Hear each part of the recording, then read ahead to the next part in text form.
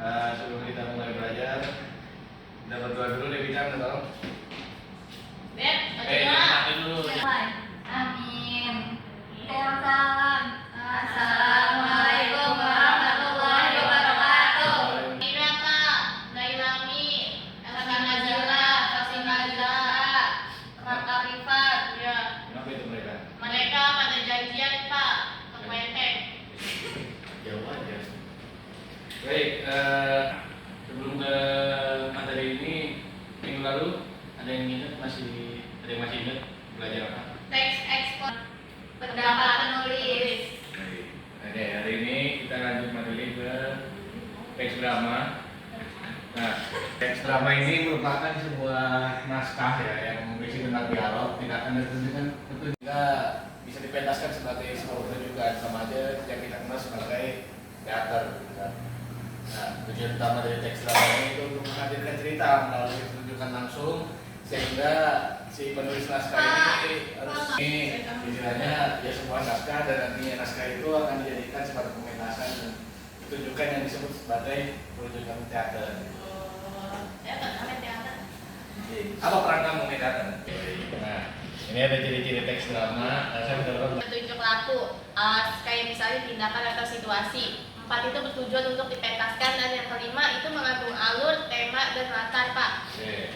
Disusun dalam bentuk dialog ya, jadi bukan dalam bentuk narasi, bukan dalam bentuk deskripsi, bukan. Jadi bentuknya berbentuk dialog atau sebuah percakapan. Dan juga di teks drama ini ada sebuah tokoh, dan juga konflik yang jelas tertulis di sana. Lalu tujuannya dari teks drama ini itu drama, jadi kita udah dalam baca. Atau pengantar cerita. 2. Dialog percakapan antar tokoh. 3. Aksi atau petunjuk laku, instruksi, tindakan atau ekspresi.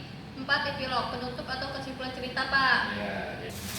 Nah, ini ada unsur-unsur drama juga. Pertama ada tokoh dan penokohan. Setiap teks dari teks drama ini ada sebuah tokoh dan juga penokohan. Lalu ada juga alur dan juga plotnya. Dan ketiga ada temanya. Jadi dalam teks itu kita bisa melihat tema yang tertulis atau tema yang digambarkan, seperti tema cintaan atau tema yang sedih dan lain-lain.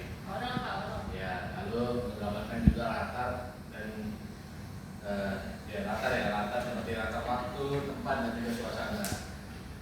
Yang kelima pasti berbentuk simbol dialog dan juga bahasa yang mudah dipahami gitu ya. Dan terakhir ada amanah dan juga pesan. Komedi, drama musikal. Kalau tragedi itu tuh kayak cerita sedih atau serius. Komedi itu kayak saya lucu dan menghibur. Terus kalau tragedi komedi itu gabungan antara sedih dan lucu Pak. Terus drama musikal itu menggabungkan drama dengan musik atau lagu. Oke, Gitu. Kenapa penuh dengan tragedi? Tragedi cara serius Pak, sedih. Anekdot. Sendiri biar kita untuk baca. Dan kedua apa tuh Pak? Tokoh dan alur cerita. Yang ketiga susun dialog dan petunjuk. Apa sih Pak itu Pak? Laku. Ya. Yang ke berapa Pak? Itu keempat, perhatikan. Iya nggak sih? Iya. Perhatikan. Gak kelihatan Pak, sumpah. Kelima, siap di pentasan. Teks drama pertama adalah dialogis. Nah, dialogis ini dalam bahasa berbentuk langsung. Nah, teks drama ini bisa menggunakan banyak kalimat langsung karena si aktor ini memang harus mengucapkan dialog tersebut gitu. Jadi ya kalau aktornya salah ya udah lanjut gitu dalam teks drama, nggak usah diberhentikan, nggak usah dipotong lah, lanjut aja salah gitu. Nah, contohnya kan ini, ibu, ayo cepat bersiap gitu. Nah, yang ketiga ada petunjuk gerak atau petunjuk pentas atau stage direction. Berupa sebuah instruksi tentang tindakan, ekspresi atau suasana dalam tanda kurung sebagai arahan bagi pemain drama gitu kan. Nah, contohnya itu ada di dalam teks itu pasti ada contohnya ini, berjalan pelan ke kiri panggung gitu. Jadi si aktor ini memang diminta untuk berjalan ke kiri panggung gitu, mengikuti gambaran dari teks drama itu sendiri. Yang keempat ada tadi sudah selesai penjabaran materi, saya minta Iva untuk membaca penutup terakhir. Hanya cerita, tapi seni yang hidup di atas panggung. Melalui drama, kita belajar menyampaikan pesan, emosi, dan nilai kehidupan secara kreatif dan ekspresif. Yeay, kuis. Yeay.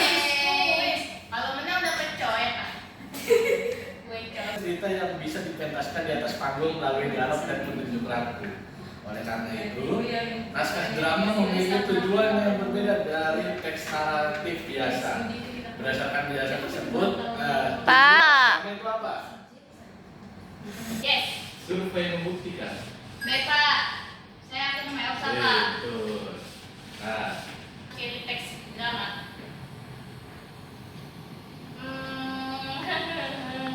Bukan ya, disusun Adek. oke betul.